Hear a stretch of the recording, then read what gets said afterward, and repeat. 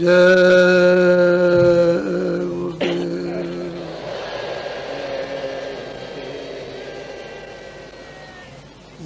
गुरुदेव नाम किसका,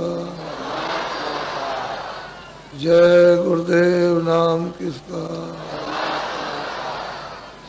जय गुरुदेव नाम किसका।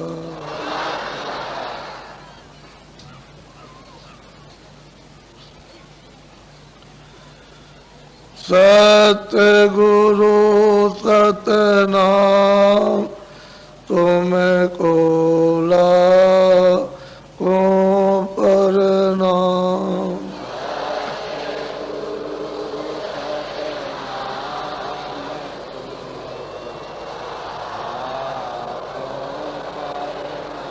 सतगुरु सतनाम तुमको लाखों प्रणाम।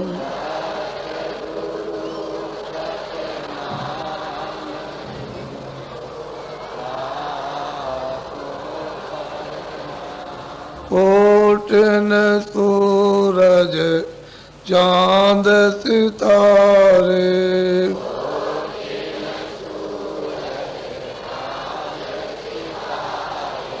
कोटिन सूरज चांद सितारे,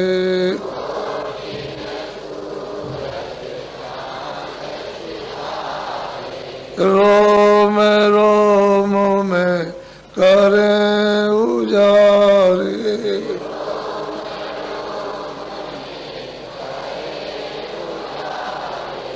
रोम रोम में करें उजारे।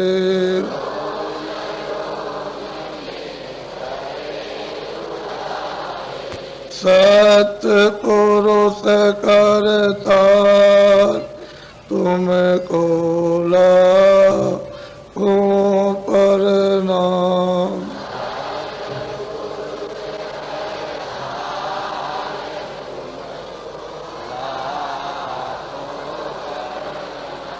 अरबों सूरज चांद सितारे,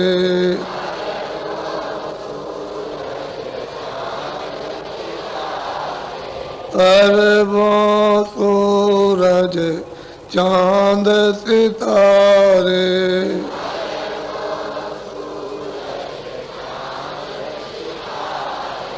रोम रोम में करें उजारे,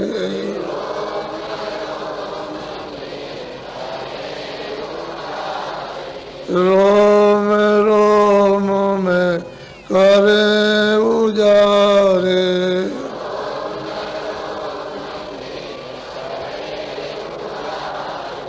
अलग पुरुष करतार तुमको लाखों प्रणाम।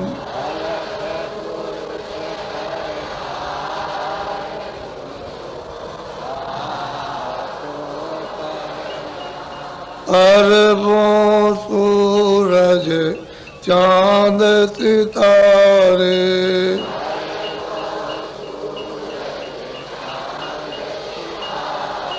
अरबों सूरज चांद सितारे,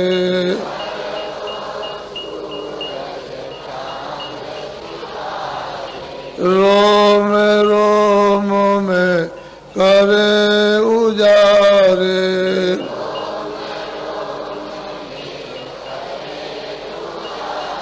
रोम रोम में करें उजारे।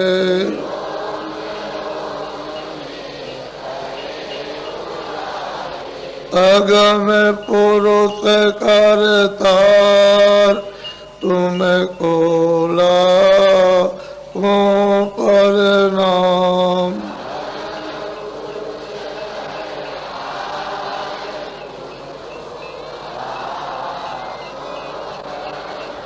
नील नील शशि बाण उतारे,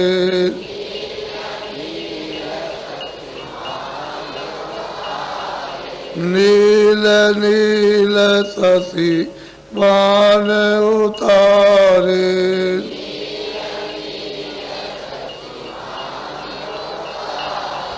रोम रोम में करे उजारे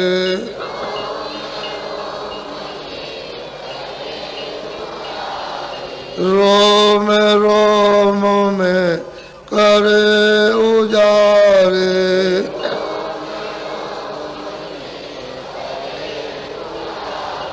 अनामी पुरुष करतार तुमको लाखों प्रणाम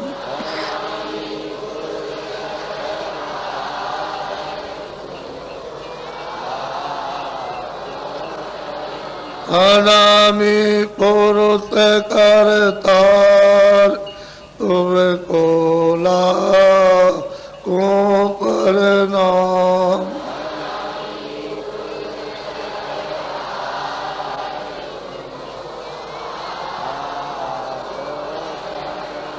सतगुरु सतनाम तुमको लाखों प्रणाम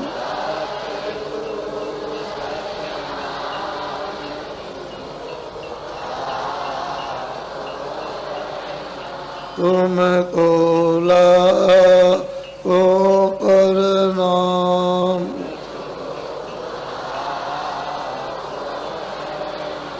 तुमको लाखों प्रणाम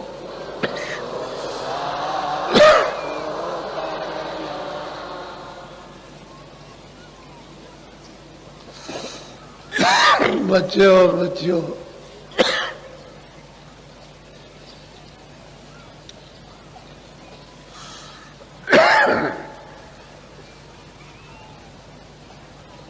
और बच्चियों जिस स्थान पर आप रह रहे हो यह स्थान काल का देश है यानी मृत्यु लोक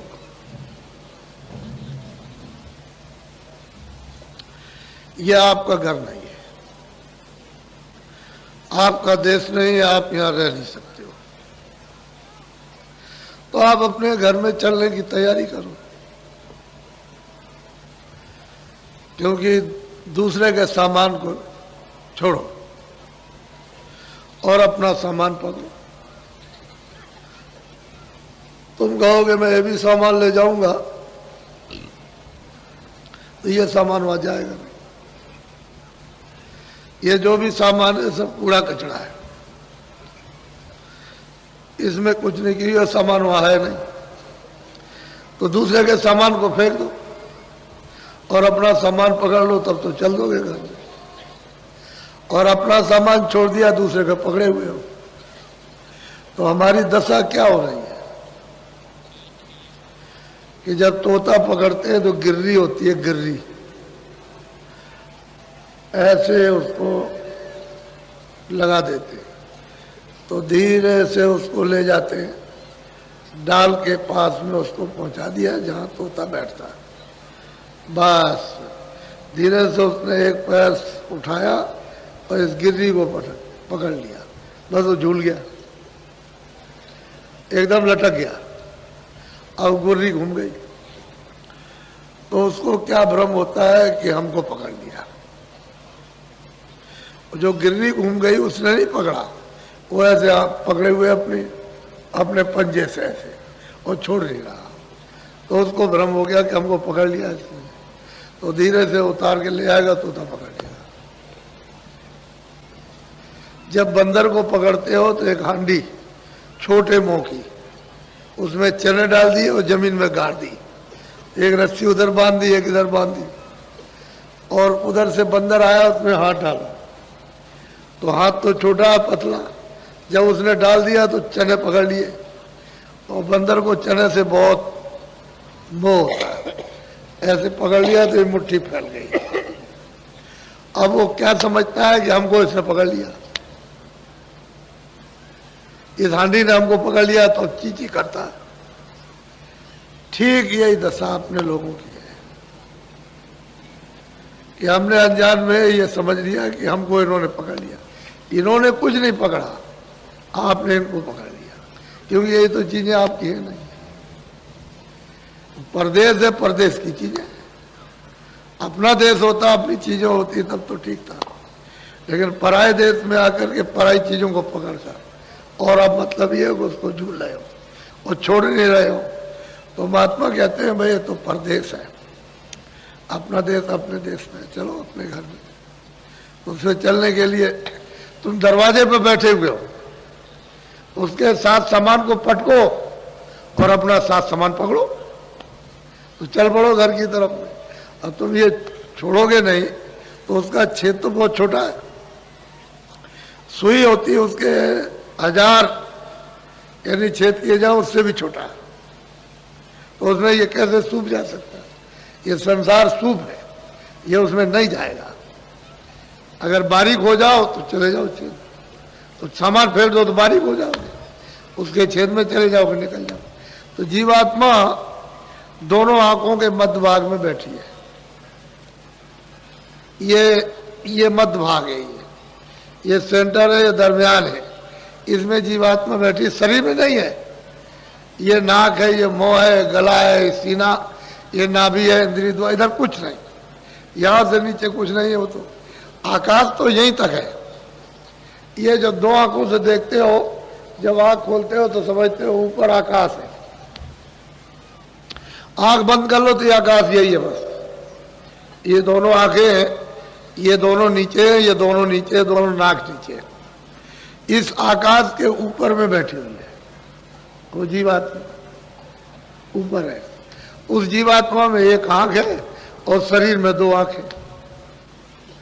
उस जीवात्मा में एक नाक है और शरीर में 2 नाक। उस जीवात्मा में एक कान है और शरीर में 2 कान। तो कितने कान हुए? 3 कान हो गए।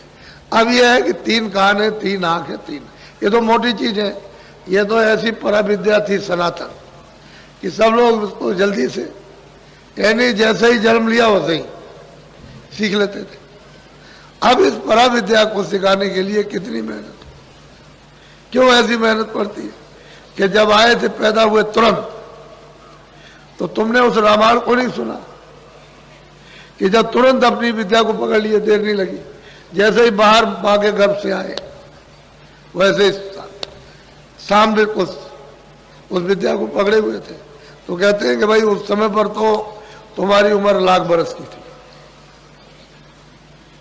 इस शरीर की उम्र उस समय लाख बरस की थी। जब जीवात्मा लाई गई यहाँ और इस मनुष्य रूपी मंदिर में ये बैठाई गई तो इसकी उम्र थी लाख बरस की। तो लाख बरस की बच्चा जब पैदा हुआ माँ के पेट से, तो जीवात्मा को जब 5वें महीना लगा तो जीवात्मा को यहाँ बैठा दिया, क्योंकि उसने पहले खोल बनाया। ये रचना का पूरा विवरण आपको तो पता नहीं, आपको तो मालूम नहीं, किसी से आपने सुना नहीं, समझा नहीं, कुछ देखा नहीं, कुछ किया नहीं, तो आपको क्या पता चलेगा। सही सच्ची बात है कि जीवात्मा किस तरह से आई ये भी नहीं मालूम, और जीवात्मा है क्या ये भी आपको नहीं पता, और वो जीवात्मा कैसे जाएगी वो भी नहीं मालूम। तो सब भूल भाल करके तो सब खत्म है। लेकिन जो हमारी सनातन पराविद्या ईश्वरीय आध्यात्मिक योग विद्या थी वो तो प्राय सबकी, सब लोग, तब तो रामायण में उन्होंने कहा है कि सतयुग जोगी सब विज्ञानी, एक भी यानी अल्प नहीं था, अज्ञान नहीं था, सब जोगी और सब विज्ञानी, कर हर ध्यान तरे बहु प्राणी, सब के सब प्रभु के ध्यान में संलग्न थे और पार। जैसे ही समय पूरा हुआ लाख बरस के वैसे सीधे पार गए। उसी को कहते हैं भवसागर नदी से पार जाओ। अब वो तो मतलब ये है कि जब उसके देश का विधान बन गया और आपको उसका अधिकार दे दिया कि देखो मेरे देश का ये विधान है, उसने बना दिया और तुमको मैं पूरा अधिकार देता हूं, तो विधान बना। ऐसे तो विधान बनाया नहीं। जब लाख बरस की आयु पूरी हुई तो ये जीवात्मा सब वापस गई, क्योंकि कोई चौकी पहरा रोक टोक कुछ बंधन तो था नहीं उस समय, कोई पाप नहीं पुण्य नहीं, अच्छा नहीं बुरा नहीं, ये कुछ नहीं था, कोई किसी तरह की गंदगी थी नहीं। तो ये जीवात्मा लाख बरस पूरा क्यों वापस गई? तो इस तरह की अनगिनती खेपें यहाँ आकर के वापस चली गई। लेकिन जब देखा कि सभी चली जाएगी और यहाँ कुछ नहीं रहेगा, तब फिर उन्होंने ये बंधन लगाया। तो ऐसे बंधन नहीं लगा, बंधन लगाने में बहुत समय लगा। अपनी शक्तियां पैदा करेंगे, उनसे तपस्या कराएंगे, फिर उसको उनको अपना हुक्म देंगे, उसके बाद फिर वो मतलब विधान बनेगा, विधान बनाने के बाद फिर सुनाया जाएगा, सुनाने के बाद तब आपको अधिकार बताया जाएगा। तो समय लगा, बहुत समय, 20,000 बरस तो तप में लग गए।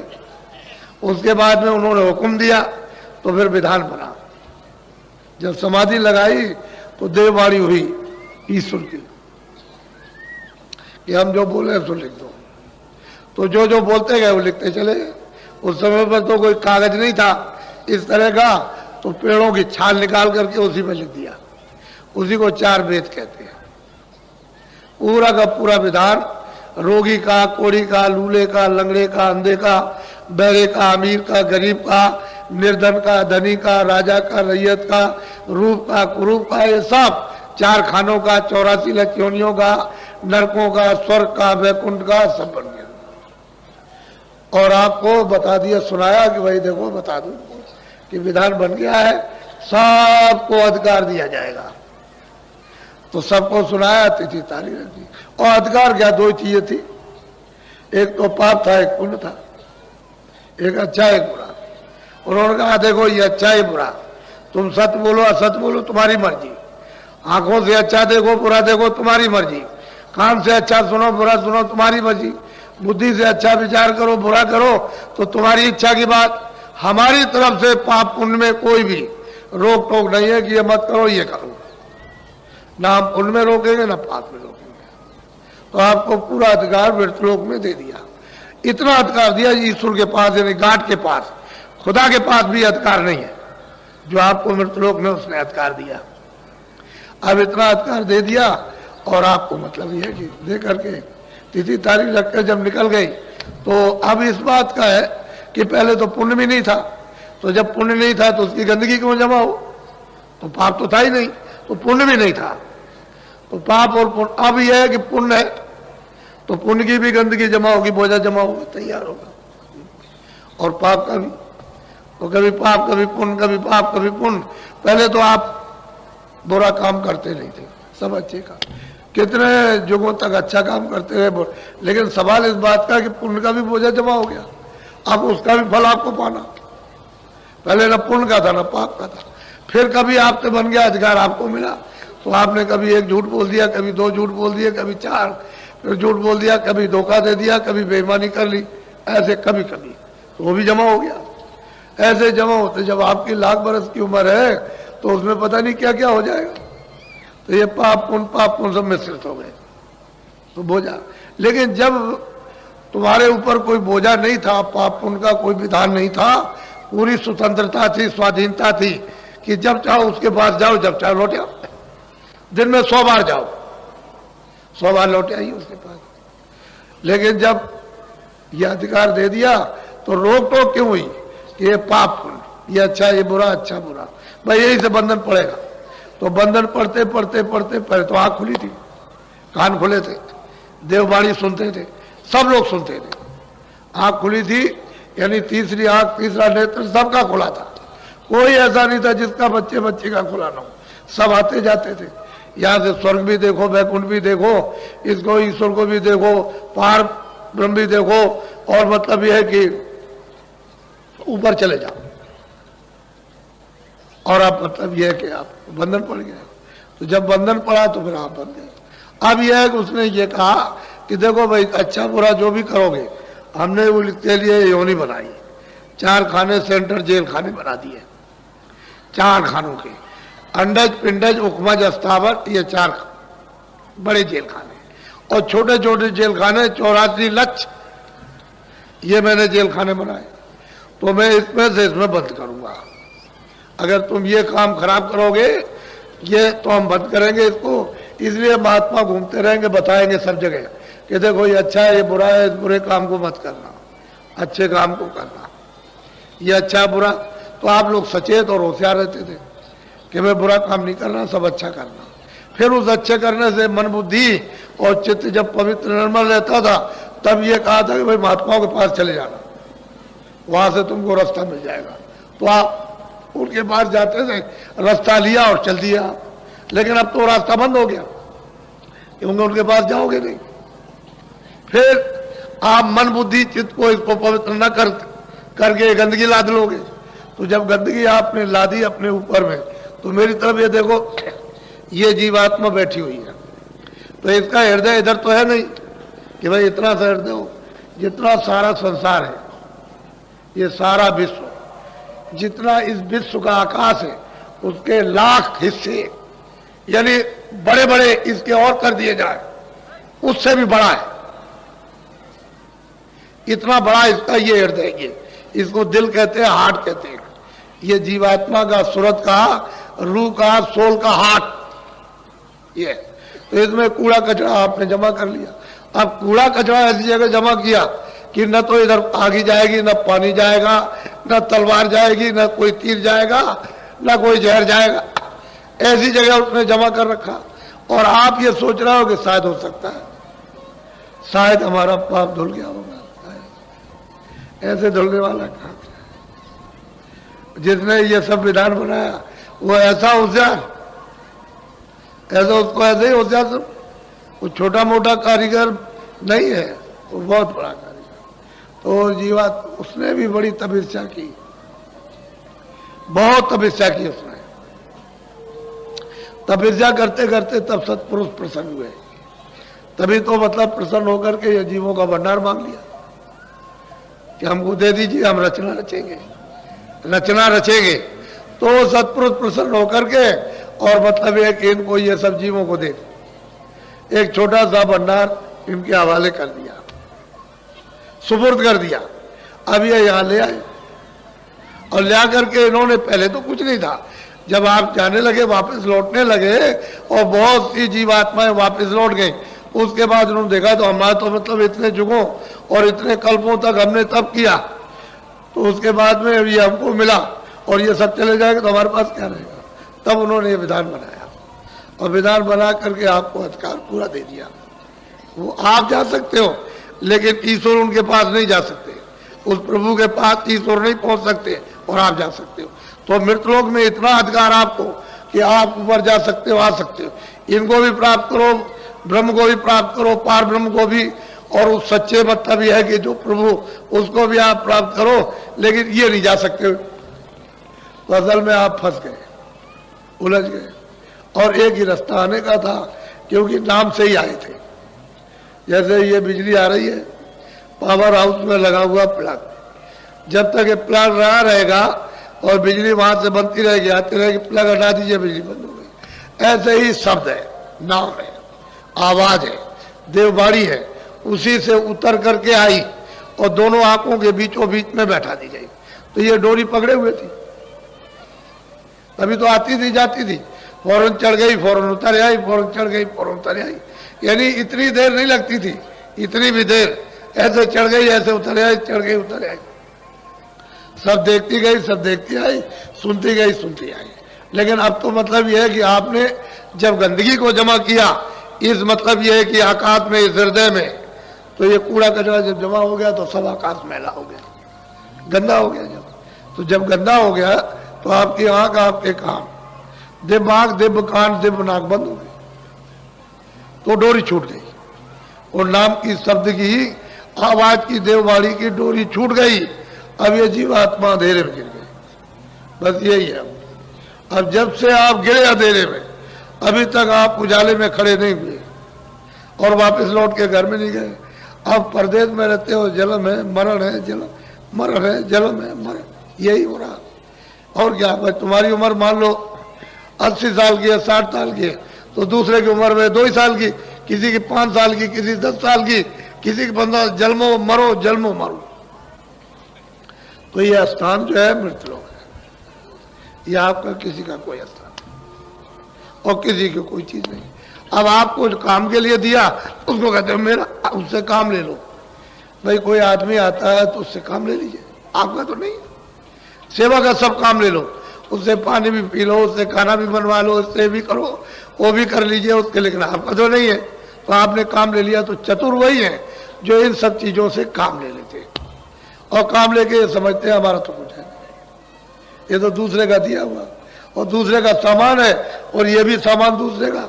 तो आप जब महात्माओं के पास पहुंचोगे तब तो ये युक्ति आपको काम लेने की आएगी, और जब तक महात्माओं के पास नहीं पहुंचोगे समझो कैसे, तब तक आप समझोगे अज्ञान में कि सब मेरा है, इसी में रोगे चिल्लाओगे। तो मोह सकल व्याधियों का मूल है, समुद्र है, समुद्र है। सागर कहते हैं उसमें डूब गए, अब ये कैसे छोड़ देगा जब उसमें डूब गए, निकालेगा कौन मोह से? संपूर्ण व्याधियां मोह से, उसमें डूब गए खजाने, उस व्याधियों के खजाने में डूब गए। अब बिना महापुरुषों के नहीं निकल सकते, तो जगा हुआ महापुरुष चाहिए। कोई दाढ़ी बाल हमारी तरफ से अगर कोई रखा ले और कहते कि भाई तुम साधु हो गए, इसका नाम साधु नहीं है। साधु नाम तो उसका है जिसकी जीवात्मा जाग जाए और उस प्रभु का साक्षात करे, उसको साधु कहते हैं, महापुरुष कहते हैं। वैसे साधना के लिए कोई भेष बनाओ, सफेद कपड़े पहनो, गेरू कपड़े पहनो, लाल पहनो, तुम काले पहन लो, तुम और कुछ पहन लो, तो इससे कुछ मतलब नहीं। वो बगैर दाढ़ी वाला भी प्राप्त करेगा, दाढ़ी वाला भी प्राप्त करेगा, कपड़े वाला भी, रंगा भी प्राप्त करेगा।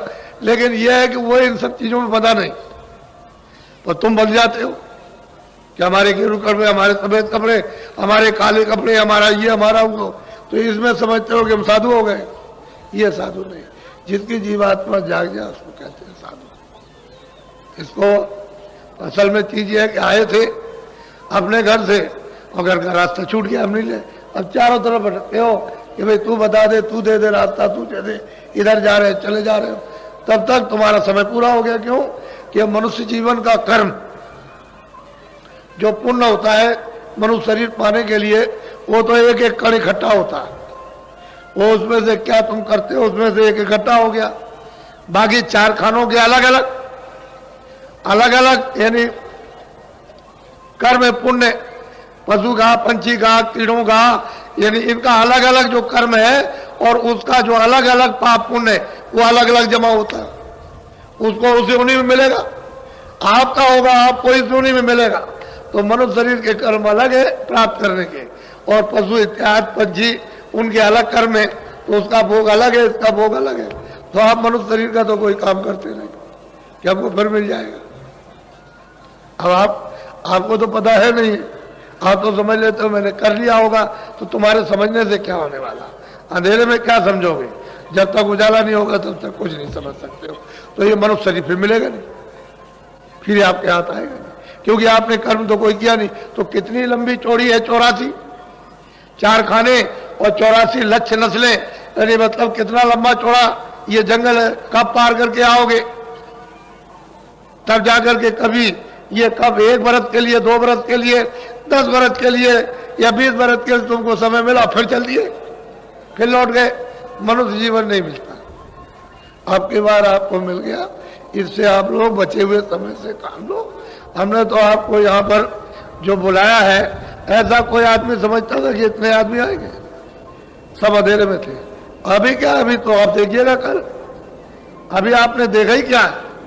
कुछ नहीं देखा। तो उससे लाभ उठाना चाहिए सबको अवसर मिलता।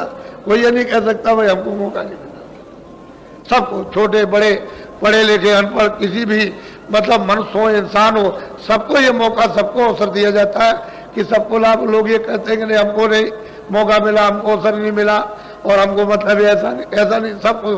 कोई ये नहीं कह सकता। अब उसका लाभ जमा कर रख सकते हो, नहीं रख सकते हो।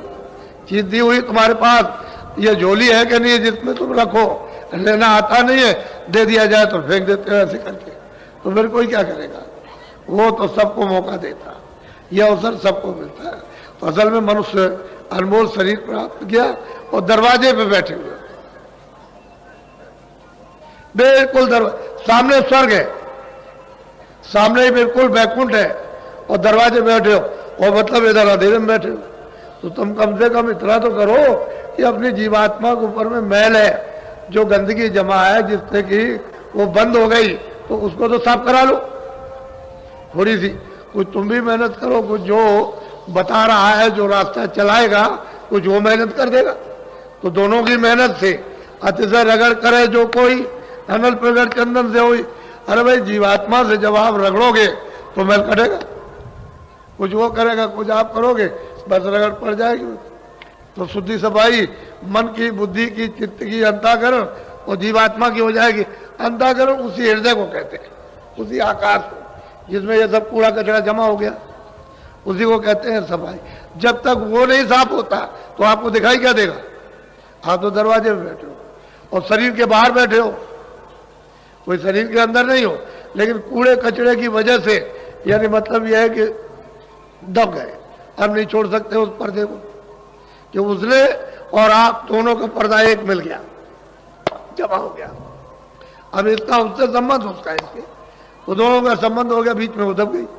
तो जीवात्मा तो चेतन है, वो तो जड़ है नहीं, उसमें तो आंख भी है, कान भी है, नाक भी।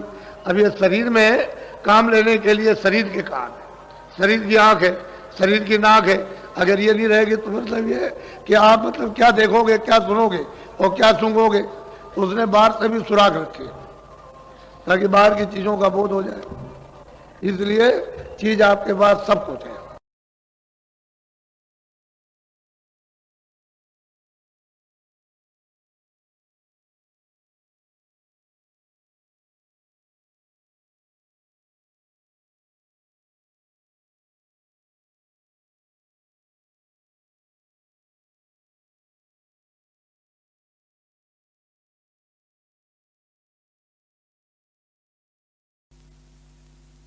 उस दिल की उस आंट की जब हो जाती है तो देखो किस तरह से वो आकाश चमकता है। ये सूरज की रोशनी कुछ नहीं, आपको तो इसका ज्ञान है नहीं है कि भाई ये जीवात्मा में कितनी रोशनी है, कितना इसमें प्रकाश है। ये हजारों सूरज इस पृथ्वी पर उगा दिए जाएं और ये यहाँ जाग करके खड़ी हो जाए तो ये सब सूरजों का प्रकाश इस जीवात्मा के प्रकाश में छुप जाएगा।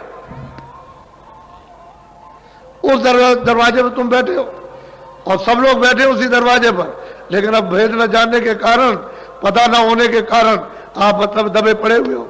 अब कोई जानकार अगर मिल जाए जो निकल गया, वो अगर मिले तो आपको निकाल ले, वो तो मिलता नहीं कहीं, इसलिए तुम भटकते हो और बस मतलब ये सोचते हो कहाँ मिलेगा, इधर उधर भगे, उधर भगे, उधर भगे। तो इसलिए आज ये पहला दिन है, ये प्रथम, आज 25 है, मतलब ये कि आपके ये फरवरी है, आज से ये शुरू हो गया।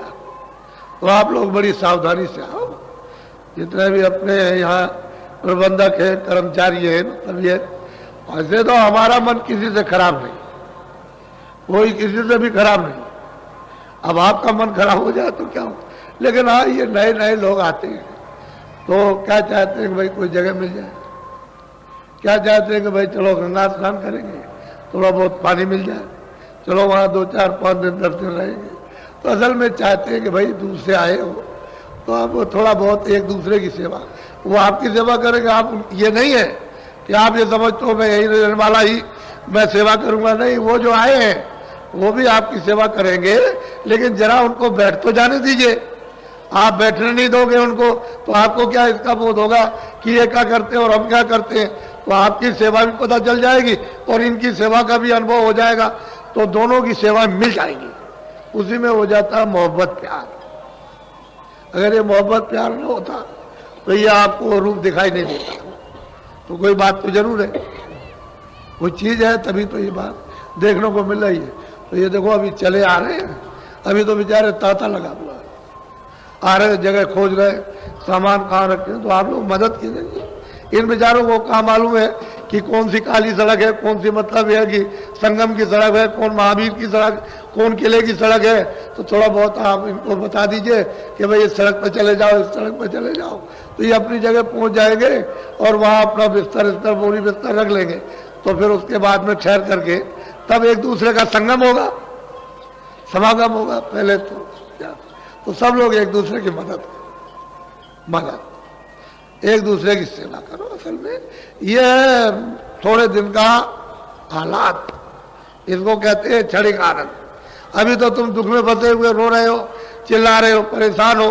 तुम सोचते हो कि दवा से ठीक हो जाएंगे, हमको सुख मिल जाएगा, आराम मिल जाएगा। तो कहोगे हमने हमको धन से मिल जाएगा, उससे भी मिलने वाला है ही नहीं।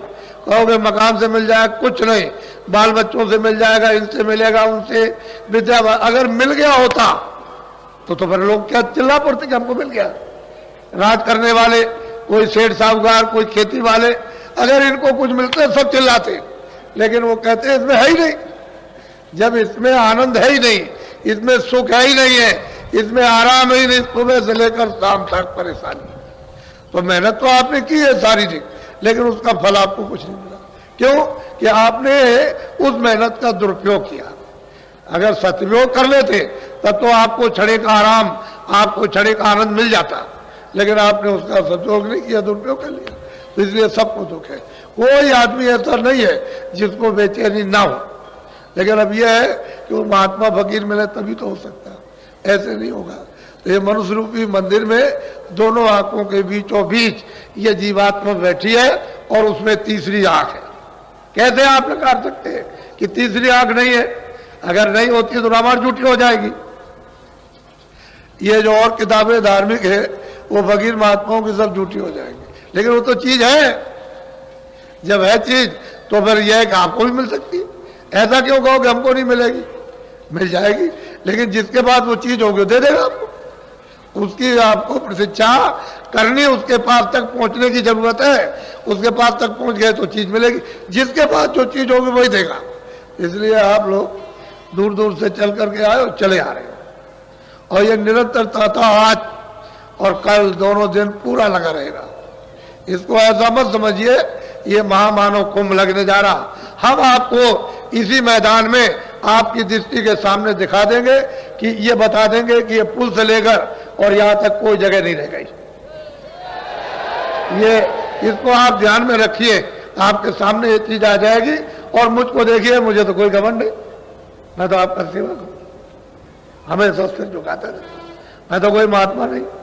मैं तो खुद कहता हूं कि ना कोई महात्मा ना कभी बना, ना कभी बनता हूं, ना भविष्य में। मैं तो आपका सेवक हूं। आप मुझको देखिए। आप तो एक आदमी की मेहनत, उसको देखना चाहिए सब बुद्धिजीवों को, और जो अनपढ़ है उन सबको विचार करना चाहिए कि एक आदमी कितनी मेहनत कर रहा, और किसके लिए?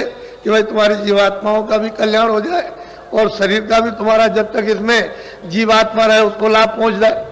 तो आप शरीर का भी लाभ नहीं, और जीवात्मा तो खड्डे में जा ही रही। वो तो चारों खानों में सीधी उसने रास्ता आपने खोल लिया, सीधी नरकों में जा रही है। तो आपने नरक देखे? आपको तो पता भी नहीं, मालूम ही नहीं नरकों में आपको क्या होगा। लेकिन किताबें जिन्होंने देखा वो झूठी नहीं है। वो अपनी जगह पर उन्होंने जो कुछ देखा वो किताबों में लिख दिया, लेकिन देखने वाले के पास आप नहीं पहुंचे जो आपको बता देता कि देखो ठीक है ये असल चीज है, सब चीजें हैं। तो स्वर्ग के दरवाजे में बैठे हो, उधर तो उसका नाका है, इधर मतलब उसकी ये इधर की सीमा, तो दोनों के दरमियान में जीवात्मा बैठी हुई है। और कूड़ा कचरा गंदगी को जल्दी से जल्दी हटाओ। तो पहले तो शुद्धि करो इसकी, शरीर की शुद्धि। आज अभी आपको आदेश मिल जाएगा, वहां चलो, वहां स्नान करो और गंगा जी देवी जी के सामने ये प्रार्थना करो आप कि आज से हम सदा जो बाकी शेष जीवन हमारा जाएगा वो शाकाहारी होगा, शाकाहारी। ये प्रार्थना गंगा जी में आज से आपको करना है, तब तो आपके मानसिक यानी मतलब है कि वो फल आपको ये प्राप्त हो, फिर आध्यात्मिक फल प्राप्त हो जाए। आप अगर इसका उल्लंघन करोगे तो बच्चा कैसे काम हो जाएगा? उसी उल्लंघन की वजह से तो ये दशा हो रही कि कितने युग और कितने कल्प अनगिनत बीत गए, तब से यहाँ बराबर तुम मतलब मार खा रहे हो। कोई तुम्हारी रक्षा, कोई हिफाजत, कोई संभाल करता, कुछ नहीं, कोई किसी का पूछने वाला नहीं। चाहे जैसे भी काटे जाओ, पीटे जाओ, मारे जाओ, चाहे उधेड़े जाओ, कुछ किया जाए, लेकिन कुछ नहीं है। कौन सुनने वाला? पहले सोच लो आप। अभी मैं आपको सब समझा लूंगा और सब कुछ करा लूंगा, घबराने की जरूरत नहीं है। तो अभी वहां जब आदेश मिल जाएगा तो वहां पर जाना, स्नान करो और वहां नहाते रहो, देवी जी की तरफ देखते रहो और देखते रहो। कहा तो बस अब हम आपसे शाकाहारी, आप में स्नान करते हैं और अब हमारा जीवन शाकाहारी अब शेष जाएगा, शाकाहारी जीवन, अनाज है, सब्जी है, फल है, दूध है, घी है, मक्खन है, अच्छे कपड़े हैं, अच्छा मकान, इन सब चीजों को सेवन करो इस शरीर के लिए, क्योंकि शरीर तो तुम्हारा है नहीं, ये तो किराए का मकान है, ये आपका तो है नहीं है। जो आप गरूर करते हो कि मेरा, आपका ये नहीं है। आप तो दूसरे के मकान में थोड़े दिन के लिए रखे गए हो और उसने कहा देखो मेरे मकान को यानी मतलब सुरक्षित रखना, तोड़ना फोड़ना नहीं, अंधा बहरा लूला लगड़ा मत करना, तुम रोगी इसको मत करना, स्वस्थ रखना, इसको खाना भी दो, कपड़े भी दो, दवा भी दो, सब कुछ दो, इसको निरोगी रखो और इसमें जो जीवात्मा बैठे उसे जगा लो, इसी के द्वारा उसको पहुंचा दो अपने घर में, अपने देश में, अपने वतन में, अपने प्रभु के पास, वहां पहुंचा दीजिए। तो तुमने आपने रामायण में सुना लिखा है कि एक अनिया नामा अंग सचिदानंद प्रभु धामा, वो तो मतलब ये वो है, और तो आप रामायण को भी नहीं समझ पाते हो, तो बताओ कैसे, फिर कैसे आप समझोगे? उसके लिए आप बहुत विचार के साथ में, नामदान तो आपको मैं दूंगा, रास्ता तो मैं बताऊंगा, मैं तो उसी के लिए आया हूं। मुझे तो मतलब एक कोई बात छुपा करके मैं तो सोचता हूं कि भाई जो कुछ आपको चलते जलाते मिल जाए, क्योंकि मेरा भी तो किराए का मकान है, मुझे भी तो खाली करना, तो आपको कुछ ना कुछ मिल जाए तो अच्छा ही है। गुरु महाराज तो ये आदेश दे के गए थे कि जो चीज दी है उसको रखना नहीं, दूसरों को दे देना, लोगों की जीवों के फायदे में आ जाए। तो मुझे तो वो पालन करना है कि उसका उल्लंघन करना। अब यह है कि कोई ले सकता कोई नहीं ले सकता, वो तो मतलब ये है कि उसके ऊपर निर्भर है, क्योंकि उसकी स्वतंत्रता है, उसको आजादी मिली है कि ले ले, उसको आजादी मिली फेंक दे, ये तो उसके ऊपर है।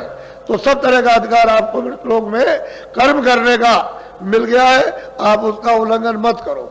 जिसके देश में रहो उसके नियम के अनुकूल यानी चलो तब छूट जाओगे, जेल खाने से बाहर हो जाओगे, और नियम के विरुद्ध चलोगे तो मतलब है कि फिर आप सजा मिल जाएगी, उसकी सजा अलग है। यहाँ का नियम तोड़ो तो यहाँ की सजा मिल जाती है, 5 साल की, 2 साल की, 1 साल की, 10 साल की, ज्यादा गलती करो तो फांसी हो जाती है। तो असल में नियम का उल्लंघन ही करने पर, अरे भाई उल्लंघन के ही तो कानून है, उसी के लिए कोर्ट कचहरी है कि आपने ये बुरा काम किया, आप ऐसा मत करो, उसकी सजा दी जाती। माफी मांग लोगे नहीं करेंगे तो ठीक है, लेकिन करोगे उसी के लिए कि तुम्हारी आदत, तुम्हारा स्वभाव छूट जाए, उसी के लिए सत्यता, सेवा के लिए, प्रेम के लिए, सत्यता के लिए, इसके लिए तो कोई कटौती न कभी हुई न कभी होगी। कोर्ट कचहरी तो बुरे काम के लिए, अच्छे काम के लिए कभी भी नहीं है। तो आप लोग मनुष्य जीवन को आप सार्थक बनाओ।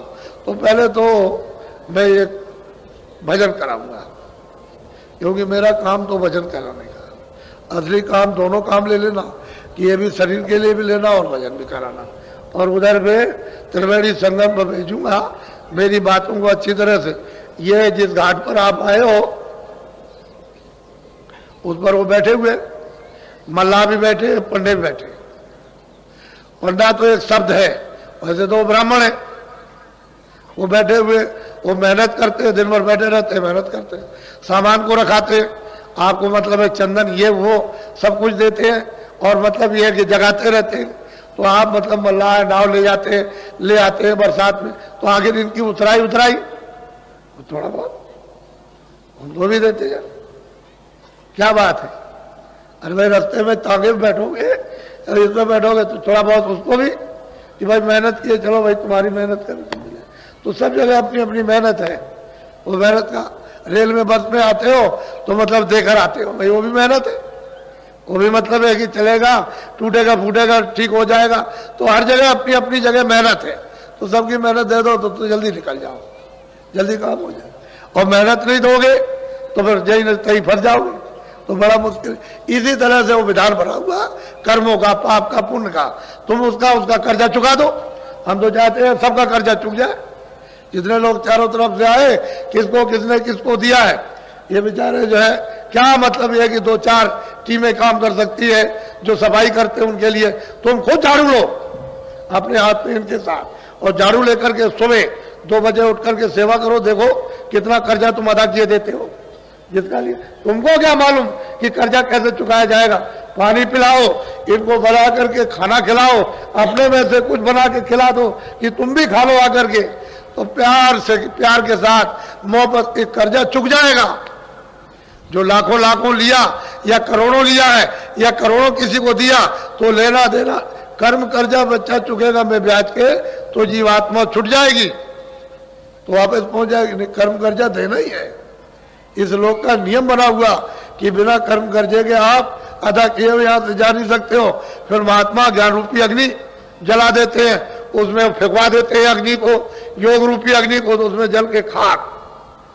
उसका साथ सामान तैयार कर लो, फेंकने में क्या देर लगेगी, 60 से साफ हो जाएगा। तो दिमाग ज्ञान चक्षु तीसरा नेत्र है यानी मनुष्य रूपी मंदिर में खोल जाएगा। यही से बैठ के स्वर्ग देखो, इसी जगह से। अरे तुमको क्या पता है स्वर्ग का? अभी किसी से पूछा जाए तुम बहुत पढ़े लिखे हो, स्वर्ग में क्या क्या है और कौन कौन रहता है, तुम बता दोगे? जब तक देखोगे नहीं वहां तब तक क्या बता सकते हो? वो मुसलमान कहते हैं कि वो 14 तबक है, 14 भवन है, ना वो बता सकते हैं ना आप बता सकते हो, किताबों को देखते रहते हो। अरे महात्माओं ने देखा तब लिखा, आपने तो कुछ किया नहीं ना कुछ देखा, तो आप क्या बताओगे कि क्या चीज कहां पर है? तो देखो स्वर्ग में कितनी बड़ी बड़ी नदियां, कोई स्वर्ग इतना है, ये छोटा सा, ये जो इतना आपका मृतलोक है, इससे जितना पूरा विश्व जो, इससे मतलब कितने करोड़ों हिस्सा ज्यादा, यानी कितना ज्यादा तो स्वर्गलोक है। उसमें कितनी बड़ी बड़ी नदियां, ये तुम्हारी सब नदी ऐसे सारे संसार की ऐसे चला दी जाए एक नदी बनाकर, तो वहां इतनी सी मालूम होगी, ऐसी ऐसी बड़ी बड़ी नदियां बह रही। अरे तुम उधर चलो उस रचना की तरफ, उस मतलब ये है कि देवलोक की तरफ में, कि यही से रास्ता जाता है सीधा। जब तुम्हारा ये साफ हो जाएगा तो बच्चा यही से सीधा, अरे भाई जहां दूरबीन जब लगती है तो दूर की चीज पास और पास की चीज दूर, यही से दिखाई देती है। तो तुम्हारे पास तो दूरबीन है ही। आंख की सफाई होने की जरूरत है कि वो मैल चला जाए, गंदगी चली जाए, तो दिव्य नेत्र ज्ञान चक्षु खुल जाए। तो यही से बैठ के महात्माओं ने तो यही तो है, वो कहते हैं कि मुंह देव नैन, मैंने अपनी आंखों को बंद किया, बंद कर लिया। वो स्वामी जी कहते हैं दोनों आंखें बंद कर ली, ये मेरी अंदर की आंख खुल गई, तीसरी आंख, तीसरा नेत्र दिव्य नेत्र खुल गया। वो कहते हैं मोह विलोक राम मुस्काए।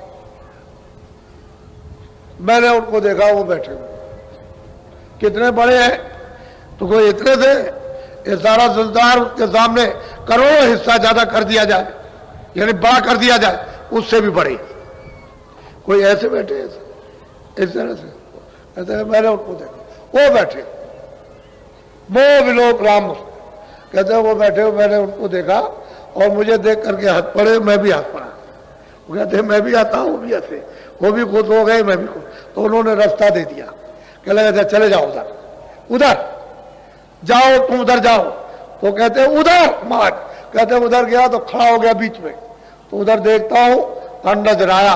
कहते हैं तमाम स्वर्ग वैकुंठ की रचना को उन्होंने देखा, फिर निगाह मारी उन्होंने नीचे की तरफ, तो मृतलोक क्या है उसको भी उन्होंने देखा, फिर निगाह मारी कि नरक क्या चीज है उसको भी देखा। नहीं उधर बहु ब्रह्मांड दिखाया, कहते बड़े बड़े ब्रह्मांड, बड़े बड़े लोग, मैंने दिव्य ज्ञान चक्षु से देखे, यही बैठ करके दोनों आंखें बंद की और यही बैठ करके मैंने उनको देखा। तो सफाई तो करो कम से कम, गंदगी कूड़ा कचरा भरे रहोगे तो कैसे हो? जब आंख खराब हो जाएगी तो कितने यत्न करते हो कि आंख किसी तरह से रोशनी दे जाए, तो तुम कितना यत्न करो। अरे भाई जहां पर ये कूड़ा कचरा जमा है वो बिना महापुरुष के कोई जानता ही नहीं, किसी को मालूम ही नहीं है, और बगैर उनके कोई साफ कर नहीं सकता, चाहे जितना उपाय करो आप। तो उनको मालूम है इसकी जुक्ति के कूड़ा कचरा किस तरह से ये साफ होगा। तो जब वो रास्ता बता देंगे, दरवाजा बता देंगे तो टालो, थोड़ी सी मेहनत निमित्त मात करो, बाकी तो वही करेंगे, बगैर उनकी मेहनत के काम नहीं होगा। तो थोड़ा निमित्त मात करो कि चलो हम भी करेंगे, तो दोनों की मेहनत जुड़ जाए तो सुलभ हो जाएगा, सहज हो जाएगा, आसान हो जाएगा। तो चीज आपके पास सब कुछ है और आपको सब बताऊंगा, घबराने की जरूरत नहीं। मैं तो सबको देने के लिए आया हूं कि सबको मिल जाए, सबका फायदा हो जाए, सबका लाभ हो जाए। हमको काले पीले नीले और सफेद से ऊंचे नीचे से क्या मतलब, मनुष्य होना चाहिए, उसमें जीवात्मा है ही, जब मनुष्य है, चलता फिरता बोलता देखता तो जीवात्मा, तो उस जीवात्मा का बेचारी का लाभ हो जाए, ये तो चाहता नहीं। इसलिए आप लोग बड़े सौभाग्यशाली हो कि आपकी बार ये अवसर आपको 10 दिन का मिला। ऐसा अवसर आपको 10 दिन का कभी मिलता नहीं। ये बहुत दिनों के बाद पड़ा, और आज से 25 से फरवरी से और 6 मार्च तक जो इतना योग है वो इतना 100 वर्षों में भी नहीं पड़ा। ऐसा ये सुयोग है, शुभ घड़ी है, क्योंकि आध्यात्मिक शुभ घड़ी है। वो मतलब भौतिक आपके पत्रा वाली नहीं, पत्रा वाली तो बराबर चलती रहेगी, वो तो बराबर गिरोह का अपना काम चलता रहेगा उसके को लिए। लेकिन ये आध्यात्मिक, ये जो जीवों के लाभ के लिए 100 वर्षों में भी ऐसा नहीं आया। इस तरह का ऐसे तो लाभ प्राप्त करते हैं जो जिज्ञासु रहे, उनको प्राप्त होता रहा, लेकिन सामूहिक लाभ नहीं प्राप्त हुआ। ऐसा जो पड़ा तो बहुत अच्छा कि आपने सबने दर्शन दिए, और आपने इधर आकर के हमको भी देखा, और मैं आपको देख रहा हूं। मैं तो आपको चाहता ही था और पहले ही से बुला रहा था कि आप आओ भाई, असली काम अपना कर लो, नहीं यहाँ तुम्हारा कुछ है नहीं है, किसी का कुछ नहीं है। तुम वैसे ही दिन और रात रोते हो, मेहनत करना सीख लो कि भाई मुझे खेती कैसे करना, दुकान दफ्तर का काम। अगर तुम ये कहते हो कि बच्चा मेरा, स्त्री मेरी, पुरुष मेरा, मेरा ये है, मेरा मकान है, मेरी जमीन है, ये आपका कुछ नहीं, सच्ची बात तो कुछ नहीं। मुझसे अगर पूछो कुछ भी नहीं, आप बस जो कुछ भी है वो इसके काम लो, ये सब इसका है, इस शरीर का है, ये सब इसके काम लो। खाना, कपड़ा, दवा, दारू, ये सब इसको दो, इसकी मलहम पट्टी ठीक करो, और समय पूरा होते ही ये खाली क्या कर लो, चलो जल्दी निकलो यहाँ से, हटो, अब देर से ही, एक क्षण भी नहीं लगेगा। फौरन आकर के तुम्हारी आंख बंद करेगा, कान बंद करेगा, तुम्हारे मुंह बंद कर देगा, बुद्धि बिल्कुल पागल कर देगा, और कहेगा निकलो जल्दी से, बस जबरदस्ती खींच कांच के निकाल बाहर कर देगा, ये सब पड़ा रह जाए। अब ये बताओ आपका कुछ है? इतना देर से चिल्ला रहे हो कि मेरा मेरा मेरा, कोई कहता मेरा राज है, कोई कहता मेरा ये, कोई कहता आपका कुछ नहीं है। ये तो परदेश है, दूसरे देश में आपकी चीजें कैसे हो सकती है? हाँ, दूसरे देश में जाओ, उसकी चीजों को इस्तेमाल कर लो, छोड़ के चले आओ, उसको पकड़ के नहीं ले आना, वही काम में ले लो इसके लिए और छोड़ दो।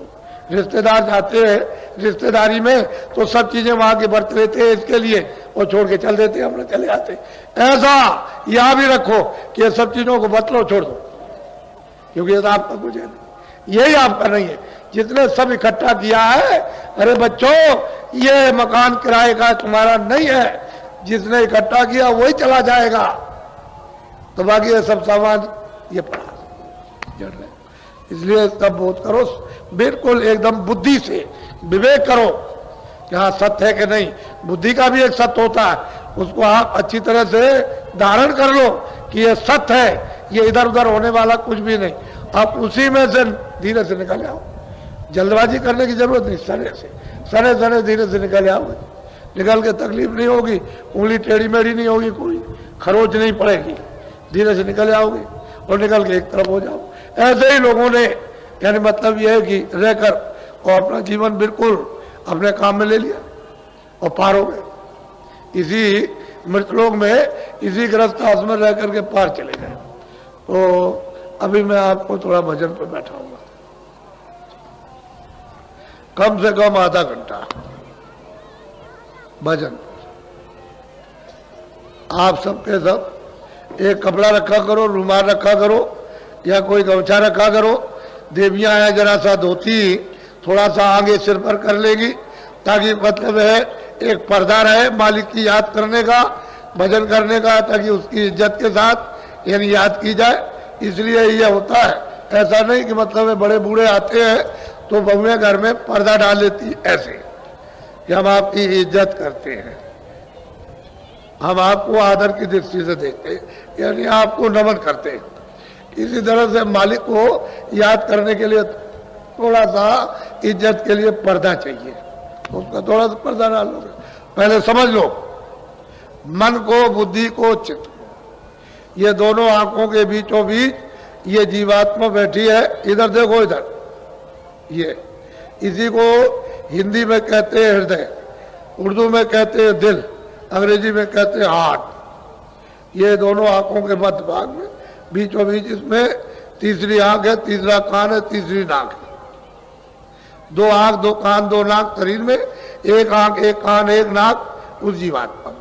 और वो कुदरती है, जहां से आई थी वहीं से लेकर के आई है।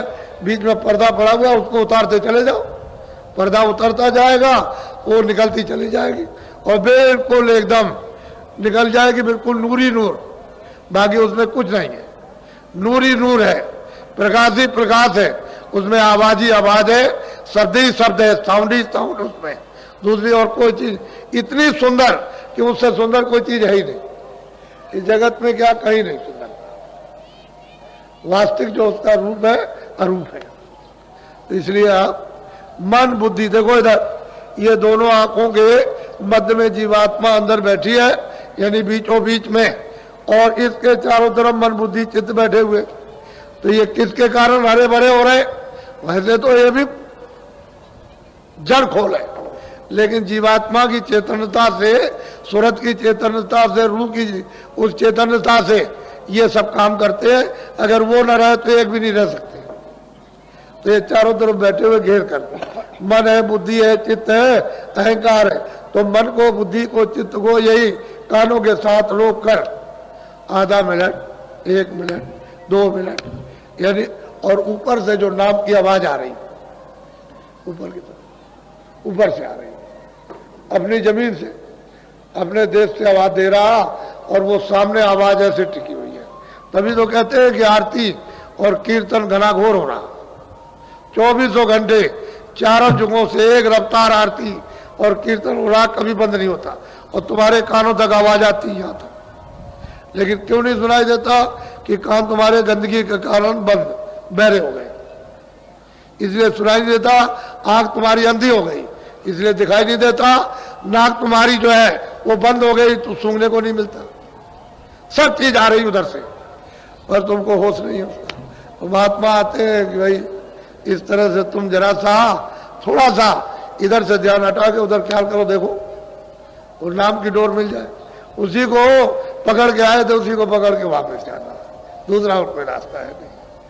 ऊपर खुले हुए मैदान, खुली हुई रचना, उधर खुले हुए लोग हैं, उधर अंधेरा नहीं है, उधर ना सूरज निकलता, ना डूबता, ना दिन होता, ना रात होती। उधर ये कोई झगड़ा नहीं, ना कोई पाप होता, ना पुण्य होता, ना कोई दफ्तर है, ना कोई खाना, ना कोई पीना, ना कोई मार, ना कोई काट, ना धोखा, ना बेईमानी, ना कोई मल है, ना कोई मूत्र है, कुछ नहीं है, ना कोई आना ना आना। अरे उधर तो खुली सृष्टि देव, सुंदर, खूबसूरत, ऐसी है कि दिनों रात अगर उसका वर्णन करते रहो तो क्या, कुछ नहीं।